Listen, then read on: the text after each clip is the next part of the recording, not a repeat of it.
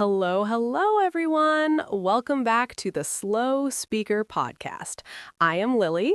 And I am Leo. We are so happy you are here with us today. Maybe you are on the bus right now. Maybe you are washing the dishes. Maybe you are lying on your bed doing absolutely nothing useful. All of those are perfect places to listen. Okay, Leo, I have a question for you. A very personal question. Oh no, should I be scared? Maybe a little bit. Tell me, what is the most embarrassing English mistake you ever made? Oh no. Okay, I will tell you, but first, everyone listening, please do not judge me. We are a safe space here. Okay, so I was at a work meeting, a very serious, very professional meeting, and I wanted to say, I am sorry, I don't understand. Can you repeat that, please? That is a very polite, very nice sentence. Yes, but I was nervous and my brain stopped working, and instead of I don't understand, I said, I don't stand? You said, I don't stand? I said, I don't stand in front of 15 people, and everyone looked at me, and no one said anything for about 500 years. Leo, what did you do? I just smiled and nodded, like I had said something very intelligent, like, I don't stand was a completely normal business phrase. That is amazing and also very relatable. Thank you. It was a terrible day. Okay, your turn. What is your most embarrassing mistake? Okay. Mine is a little bit worse, I think. Oh, good. I feel better already. So I was in a coffee shop, a very cute little coffee shop, and the server was very friendly. And I wanted to say, the coffee smells really good. That is a lovely compliment. But I got confused between the words smell and taste. And I pointed at the coffee and said very loudly and very confidently, "This coffee tastes really beautiful." Tastes beautiful? I said, "This coffee tastes beautiful." And I had not even tasted it yet. I was smelling it with my eyes. Oh, Lily. The server was very kind. She just said, "Thank you so much." And I think she thought I was a poet, a very confused poet. I love this story so much. Okay, so here is why we are telling you these embarrassing stories today. Because everyone listening right now, every single English learner knows this feeling. You know the feeling. Your heart beats fast, your face goes red, your brain goes completely empty, like someone pressed the delete button on all your English words. And most people, when this happens, think, I am so bad at English, I should stop trying. I will never be fluent, right? Yes. And today we want to talk about why that feeling is completely normal and why it does not mean you are bad at English. It actually means the opposite. It means you are learning. You are in the game. You cannot make mistakes if you are not trying to speak. So why do we panic? Why does our brain go empty? Okay, here's the simple science. When you feel embarrassed or scared, your brain thinks there is danger, like a lion is chasing you. There is no lion, but your brain doesn't know that. Right. Your brain says, warning, warning, people are watching, this is dangerous, and it stops thinking clearly. It only thinks about running away. So it's not your fault. It's just your brain being a little bit dramatic. Very dramatic, like a small theater show inside your head. But here's the good news. We can teach our brain to calm down. We can use some simple phrases to help us recover when we make a mistake. Yes, we call them recovery phrases, and they are short, simple, and beautiful. Recovery phrase number 1. Sorry, let me try again. This phrase is magic. It's honest, it's polite, and it gives you 3 seconds to breathe and think. Sorry, let me try again. For example, you say the wrong word. You stop. You smile. You say, "Sorry, let me try again." And then you say the correct sentence. Nobody thinks you are bad at English. Everybody thinks you are careful and thoughtful. Recovery phrase number 2. How can I say this? Oh, this one is so natural. Native speakers say this too, when they are thinking. It's not a mistake phrase, it's a thinking phrase. How can I say this? And then you take your time. You find your words. No rush, no panic. It also tells the other person, I am still talking, please wait for me. They won't interrupt you. They will wait. Recovery phrase number 3. I think I said that wrong.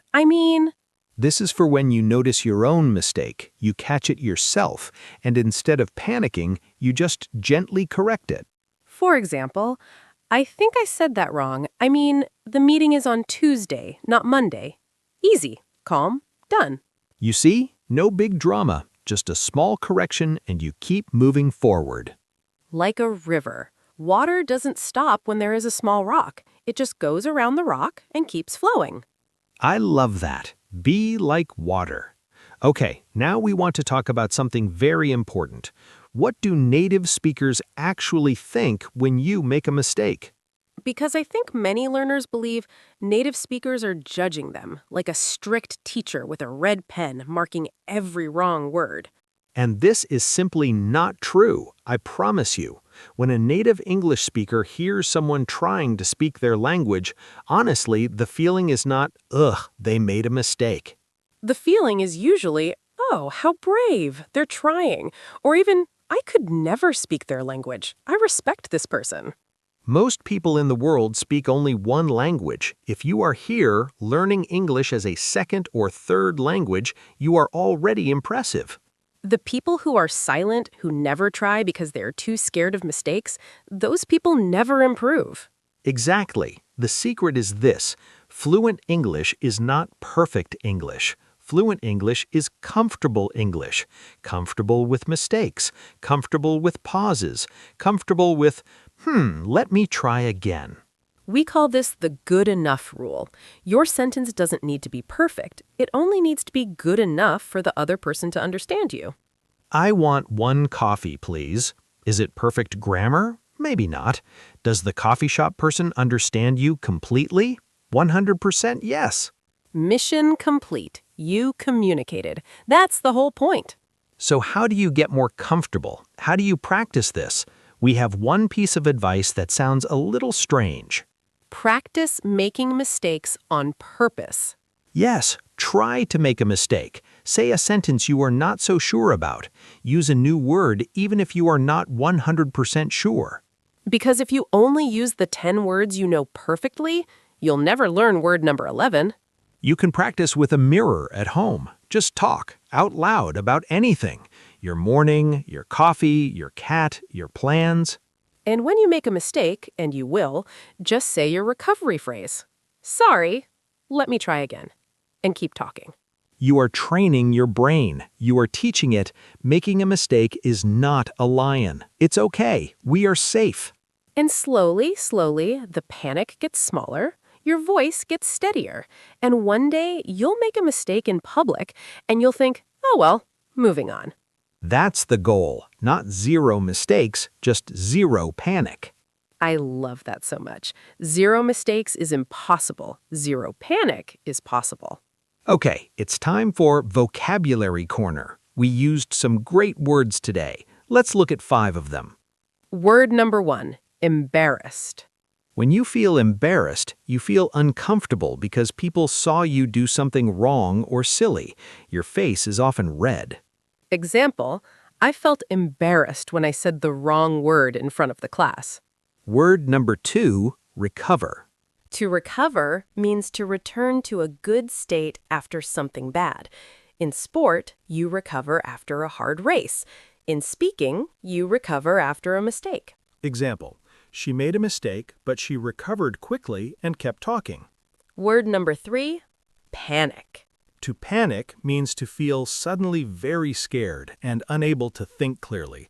Your heart beats fast, your brain stops working well. Example, don't panic, just breathe and try again. Word number 4, confident. When you are confident, you feel calm and sure about yourself. You believe you can do something. Example, She is not perfect at English, but she is very confident. She always tries. And word number 5, fluent. Fluent means you can speak easily and naturally, not perfectly, naturally, without stopping too much. Example, he is not fluent yet, but every day he's getting better and better. Beautiful words for beautiful learners. Okay, we are at the end of today's episode, and it is time for our comment challenge. Go down to the pinned comment right now. We want you to finish this sentence.